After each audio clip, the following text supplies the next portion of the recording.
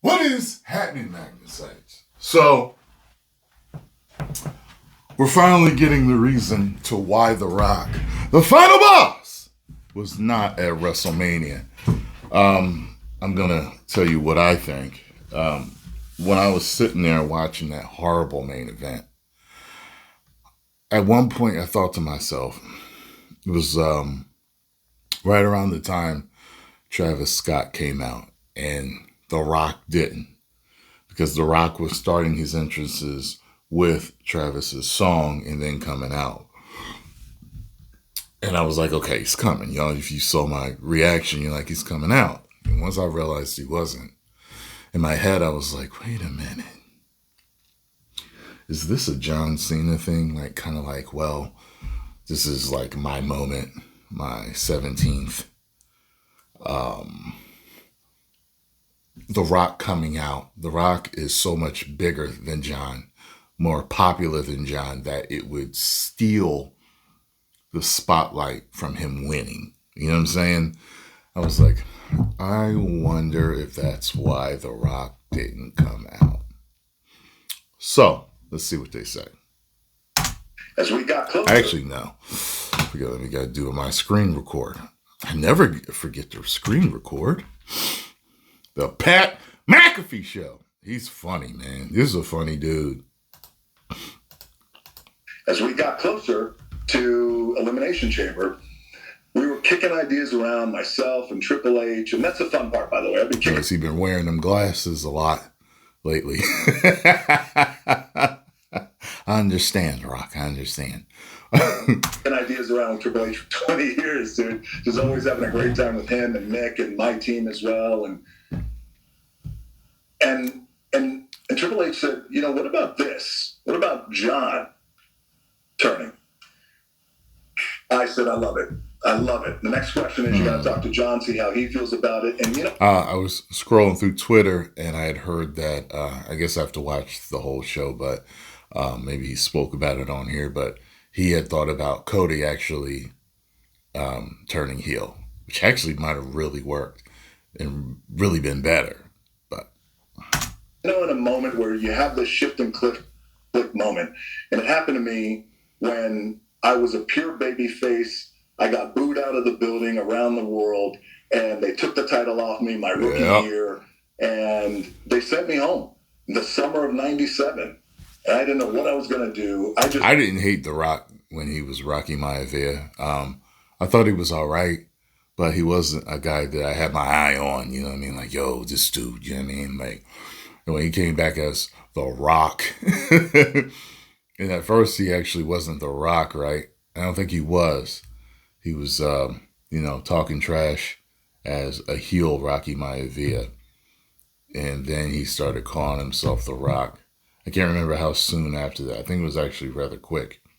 If it was in that promo, then I'm mistaken. But and then he just started to work, man. Austin got huge. Austin was cussing and finger gesturing and beer swilling, and you know what I mean? And I remember as a fan, I thought it was copying, because then they started letting The Rock cuss and say this and that. I was like, oh, they just trying to, you know what I mean? But as they let him go and keep going, I was like, yo, this dude is good. Yo. And, you know, there was a point where there was a shift where I actually liked him more than Austin. I was just like, oh, man. Like, you conflicted like that when you're a fan. That's like, oh, man. It's kind of like Warrior Hogan, man. It's like, oh, which one do I like more? Oh.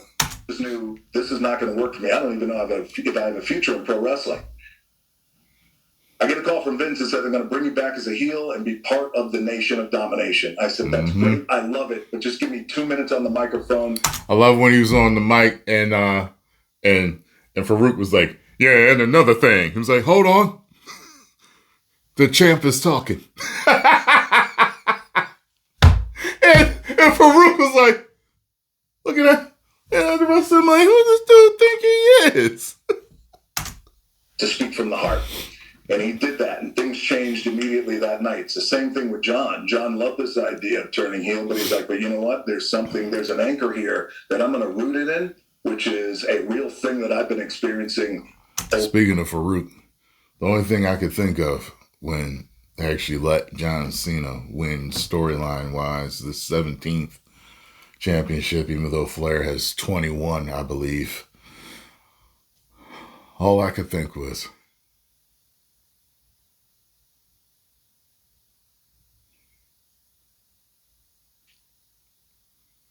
damn! Over the years, past 20, 25 years. So that's who they should have had come out. Yeah, so when we were moving forward with John, and this idea of him getting crowned at WrestleMania, and becoming 17 and turning heel, and then being a heel champion, I knew then the best thing for the final boss, we've established this idea of Cody's soul. We can always come back to it. I did feel, and I made the call, I don't want to be involved in that step back. Let the final boss step back into the shadows. Let all the spotlight go to John. Let it go to Cody. Let's not. So I was right, but it was his decision.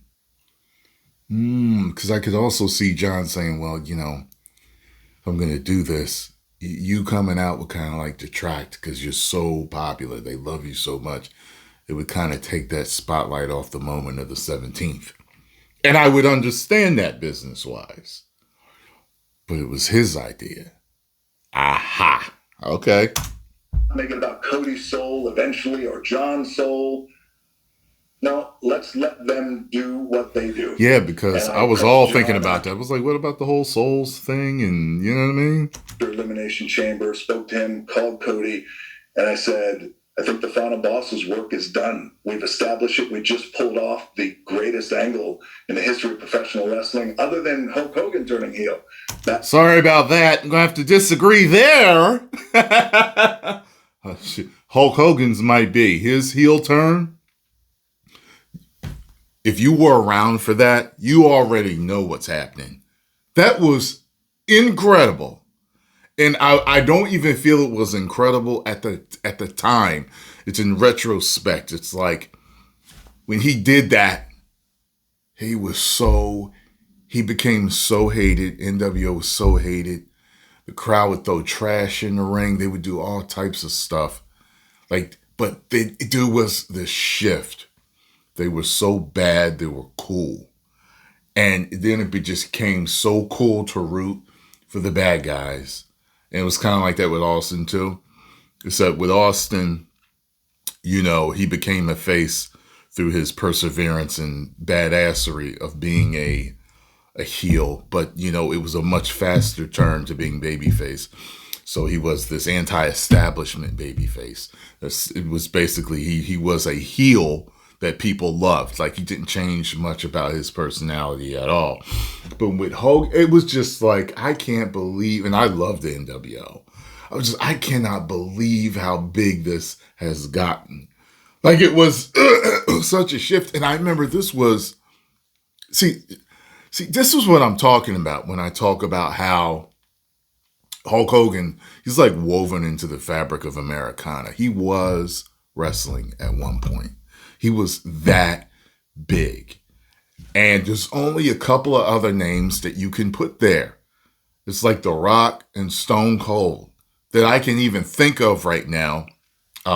Maybe Ric Flair. Where there's such a hype around this one man in the company that he is wrestling, The Rock and Stone Cold came around at a time when more than one guy was on top. You just had to be around for Hogan. It was he was the literal face. They talk about being the face of the company. No, he was the face of wrestling. There's a difference. You just had to be there for it. So when Hogan made that turn, I wasn't really even watching wrestling like that when it happened. And I was a WWF guy anyway. So he was over in WCW when he did that. And guys were talking about this. just pure sideways comments while talking. I heard Hulk Hogan, he's a bad guy now. Like what? He's a bad guy now? Yeah, they say he's like got a black beard and that. I'm like, what? It permeated because he was a household name. I'm telling you, it's different. John Cena is not on those 3-4 guys' level as far as that goes, man. And I still see The Undertaker being bigger than him. You got The Rock, Stone Cold, Hogan, Flair, The Undertaker. The Undertaker's so big that the streak became more important to a lot of people than watching the WWF Championship match or the WWE Championship match. Taker was the show. He was WrestleMania. They called Shawn Michaels Mr. WrestleMania. No, The Undertaker became WrestleMania. You wanted who's going to beat him. You know what I'm saying? I mean, Bill Goldberg at one time was more popular than Michael Jordan. But he was more of I don't even want to call him a flash in the pan, but I guess it's that type of analogy. He was on a rocket. He was on a rocket. You know what I'm saying? And there was nobody bigger than him at that time. His character was unbeatable. You literally had, and everyone would have to cheat to beat him. Everybody. It doesn't matter. It's Stone Cold, Rock, no matter who it was, whatever character you're thinking of, they at that time, even Brock Lesnar, they're going to have to cheat to beat that particular character. You know what I'm saying? But I would probably put for the longevity portion of it, I would definitely have to put Cena before Goldberg. As big as Goldberg was, Cena was bigger longer. You know what I'm saying? Pause. But yeah, let's keep going here. Back in the 90s, I said, this is amazing. Even though I definitely like Goldberg in his prime more than I liked John Cena in his prime, which was Thugonomics. But yeah. We have 6 weeks. Now, let's build. You guys go and crush it. And I'll be right there with you. And I'm always here if you need me. But I think it's best for the final boss not to be involved in that finish. The final boss! You guys go. So they had 6 weeks to plan for that. So I love the finish of the match.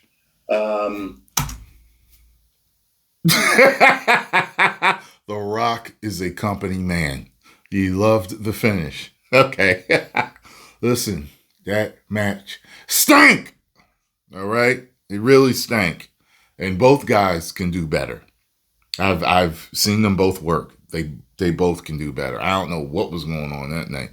Sometimes you just don't have that chemistry that you do with other guys. You know what I'm saying? I would have finessed things a little differently on how they got there, but that's just me creatively. There are a lot of minds in the room. That's my thought. But still, ultimately, the bottom line was... Ultimately, And I never had a concern about John pulling this off. My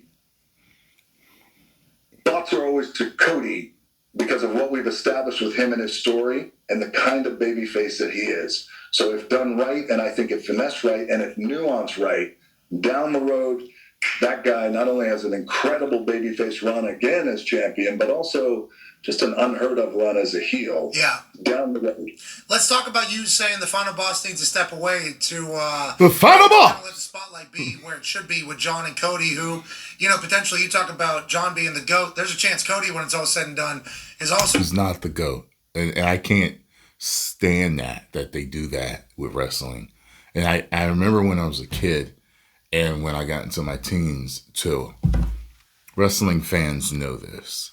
There was a point, and I first noticed this watching WrestleManias. And I noticed after almost every WrestleMania was over, you would hear Vince McMahon as commentator, or you would hear someone else as commentator. This might be the greatest WrestleMania of all time. Or this was the greatest WrestleMania of all time. And I'm sitting there thinking to myself, oh, wasn't last year was better than this? Or 2 years before that was better than this? Or this WrestleMania was horrible. How could you say that this is the greatest WrestleMania of all time? or this guy is the greatest champion of all time. And you like know that this is false. And of course, as you're going from a kid to a teenager, you're getting older, and then you start to figure everything out. You're like, oh, this is just promotion. This is business. This is them hyping their own characters up to sell a storyline. But I still hate that they do stuff like this. I'm saying they don't acknowledge Flair's 21. You're going to call John Cena the GOAT when he's not. Like, literally not. Objectively not. You know what I'm saying? Like, I don't understand how they do this ish. But, yeah, I don't like that they do that. Trying to vie for a spot on that Mount Rushmore rock with his dad on the backside with you raising your eyebrow. A lot of people just assumed you were going to show up. So when Travis Scott comes out, they think there's a chance of maybe there's going to be a reunion from the Elimination Chamber. What are your thoughts on Travis Scott getting involved and you saying, I need to stay out of that? Travis Scott coming out with a big old piece of trash. Was there ever a moment where anybody was trying to tell you differently? Like, no, Final Boss. Anytime you're around is a good thing, not a bad thing. No, well, they don't have to say anything like that to me. And they know when I come to them, and them meaning Triple H and Nick and Ari as well, and I lay this out and I say, hey, here's how I really feel it should go. We can insert Final Boss in the end of this finish, but then where do we go? There's other commitments that I have, and I want to also be careful that we're not overstepping and leading over our skis too much here. Can get involved in the finish, and I said, but why get involved in that finish when the spotlight should just be on, in my opinion, John 17, heel champion? What does 2025 look like if this man is saying he's going to ruin professional wrestling? That he definitely did a while ago. It's not between him and Vince. I'd have been, man, let me tell you something. Just the type of person that I am. See, here The Rock showing whether you believe it or not, him being not selfish in this. He's not being selfish in this moment. So the spotlight should be on on John and Cody. I'm like that. And in reality, and it's like, if I was John Cena, I would have had to talk to Vince. I'm like, yo, like, you gotta stop pushing me so hard down people's throat. They can't stand me. They hate me. Like, I'm tired of the hate on the character. Can we go in a different direction, please?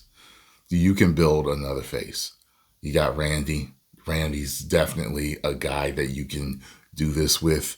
You know what I'm saying? You got other guys. You know what I'm saying? You got Brock. You got, like, can somebody else please take over so I can, you know what I mean, let my hair down, go heel, and you know what I'm saying? Get the hell out of here. Like, Vince was so out of touch during that time.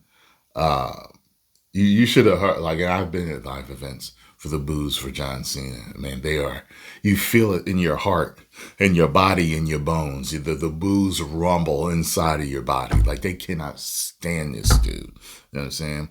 The little kids, a lot of the little kids would, because, you know, at the time, oh, he's a good guy. I'm supposed to like him. He's the bad guy. I'm not supposed to like him. So the little kids don't get it. You know what I'm saying? But the adults, they see right through the veil. And it was just like, I used to say to myself, I don't know how he does it. You know what I mean? Like, I don't know how he lets his character be tarnished in that way. See, because to me, your gimmick should be extremely important, say it like Bugs Bunny, so important to you that you wouldn't want it to be tarnished in a certain way. You know, I heard Jericho give a interview one time. He's talking to The Rock about The Rock and a certain thing they were talking about. Well, was it the Dudley Boys? It may have been the Dudley Boys, but I can't remember. They were talking about, you know, they're talking about the match that they were going to have that night, plotting it out or whatever. And he was like, he said, The Rock said to him, it's a good idea, but The Rock wouldn't do it. You see what I mean by that? So he understands his character and he protects his character and his gimmick If I was John Cena, I would have definitely protected my character better because it's so tarnished. It is so tarnished because of that Boy Scout run that Vince would not let go of. Oh, right now it's not. But by the way, we'll go back to it. We'll still got it. Yeah. Still there. Yeah. Look, I can't take the text that I got and from the guys that I got who are these top guys who are saying, one in particular who I love is my guy. I call him the Superman of the company. He's like, listen, my soul's for sale when it's time. And I said, I love it. Oh, somebody told him they souls for sale, huh? Got involved, and I'll tell you why. Because try not to read into that too much. He's a huge fan, and he respects it. He's working his ass off. I know that he has plans to train with Booker T. And he literally knows he's better than John Cena. He knows the Rock character is more popular than the John Cena character ever was. You know what I'm saying? People talk about merch. You got to remember John Cena's got way more merch than everyone else because of how many pieces of merch they sell for him. The hat, the wristbands, the shirt. Do they have the jorts with it too? Did they have like a thugonomic? Didn't they have like the chain maybe? I don't know, but it was like a whole set they would sell. You go to the website and you look the merchandise for different people. It's like, oh, well, they've got like a couple of t-shirts for this. Like they'll have like, like Stone Cold will have like 3 or 4 t-shirts, but you got all the fucking Fruity Pebble colors for John, all the different Fruity Pebble hats, plus the different color wristbands. You see what I'm going here? So when people are buying these whole sets, they feel they have to buy more merch because it's all the different pieces. So I get that. You know what I'm saying? I'm not going to say, but it's like you can't say, oh, you have to understand the merch sales before you're like, oh, well, he sold more merch than they do. You know what I'm saying? Like, well, shit, when everything's a 5-piece set, when normally it's just a t-shirt, well, of course. You know what I'm saying? In every week to see how it happens, how that goes down. Some parts of it I would have just adjust a little bit more. I would have finessed it a little bit more. But it was a great WrestleMania. I think you all should be incredibly proud. Would have been awesome for oh, man. Just, the place went absolutely apeshit, but the next time it does, it will go crazy. All right. That was a good video. That was fun. It was fun for me to do. Well, post the comments down below. Let me know what you think about the situation. And, let me know what other reactions or videos, things you want me to talk about today. 10 million subscribers. Woo!